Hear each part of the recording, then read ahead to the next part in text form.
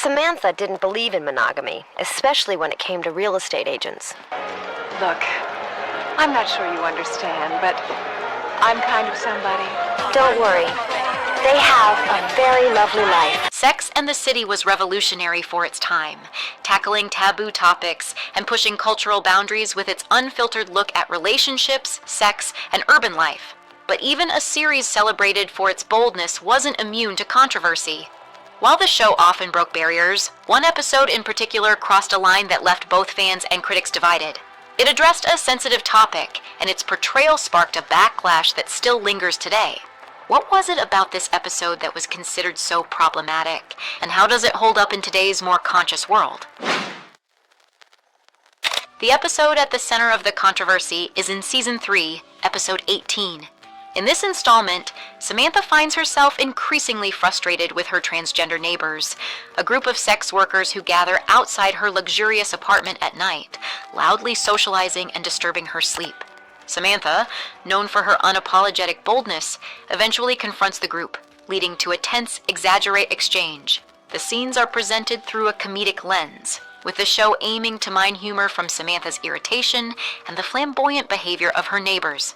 However, the depiction leans heavily on outdated stereotypes, portraying the transgender characters as loud, confrontational, and cartoonish, with little nuance or depth offered to their portrayal. This lack of complexity, coupled with offensive terminology like Samantha referring to them as trannies, would later draw significant criticism. While the Samantha storyline is the focal point of the controversy, the episode also includes lighter arcs for the other characters.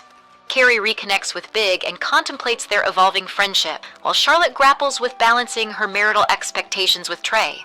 Despite these moments, it was Samantha's scenes that sparked the most debate, and still stand out as polarizing today. The intent was seemingly to portray Samantha, confident and worldly yet flawed, navigating a clash with her noisy neighbors in a larger-than-life manner.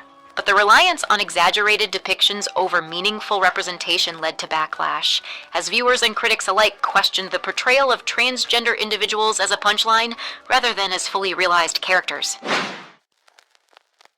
The backlash to this episode primarily stems from its use of language, reliance on stereotypes, and its approach to humor. Samantha's casual use of the term trannies to describe her neighbors is particularly glaring, a slur that was rarely challenged in mainstream media at the time, but has since been widely condemned as offensive and dehumanizing.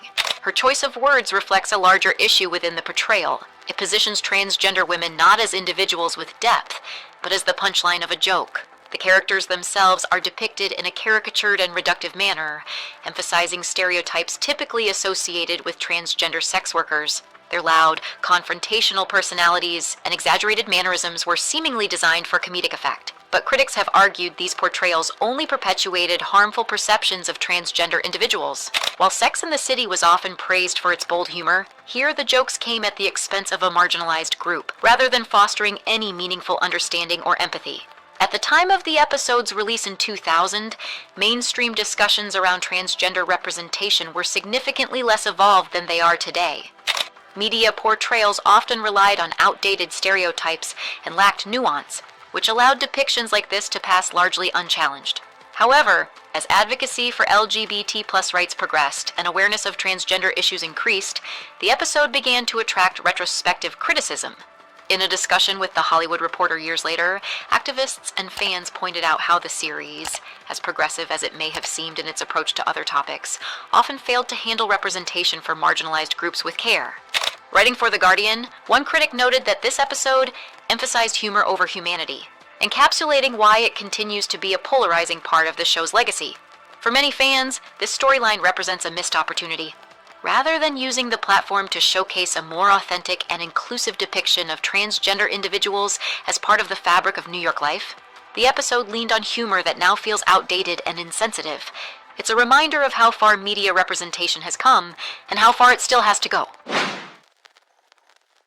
Over the years, the creators and cast of Sex and the City have been asked to reflect on the show's controversial moments, including its depiction of Samantha's conflict with her transgender neighbors. Showrunner Michael Patrick King has spoken in broad terms about how the series was a reflection of its time, often defending its choices as products of the late 1990s and early 2000s. In an interview with Vulture, King once emphasized the show's pioneering nature, but acknowledged that it wasn't perfect, stating, "We told the stories we thought were funny, provocative, and original at the time." However, he has not specifically addressed this episode's handling of transgender representation. Kim Cattrall, who played Samantha, also rarely comments directly on this storyline, though she has expressed pride in her character's overall journey as a confident, sex-positive woman navigating difficult situations. The lack of direct acknowledgement from the cast and creators leaves questions about whether they now view the episode as problematic with today's perspective. The controversy surrounding this episode is also part of a broader critique of the series' representation.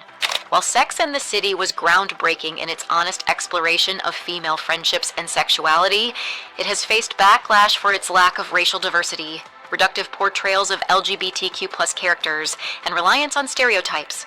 For example, Stanford Blatch, a recurring gay character, was often reduced to a sassy sidekick, while other minority characters were rarely given nuanced or central roles. These criticisms have prompted fans and critics alike to re-examine the series' legacy. Some argue that while it broke ground in some areas, it simultaneously reinforced harmful tropes and sidelined marginalized voices.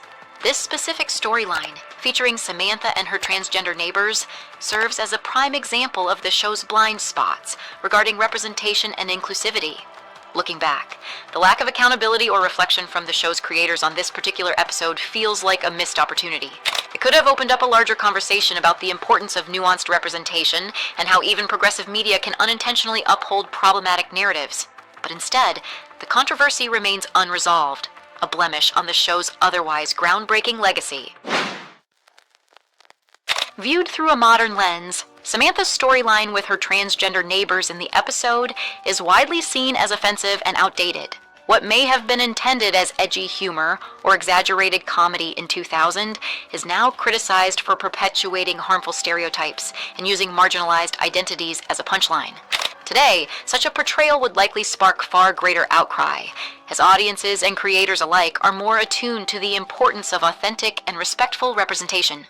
In hindsight, both fans and critics have raised questions about the broader implications of such a storyline. Many in the LGBTQ+ community view it as a missed opportunity for greater inclusivity on a show celebrated for its depiction of modern life in New York City. New York has long been considered a hub for LGBTQ+ culture, yet Sex and the City often confined its portrayal of queer characters to narrow, one-dimensional roles. Writing for Esquire, one critic suggested that scenes like these not only alienated LGBTQ+ viewers, but also reinforced harmful misconceptions about transgender individuals.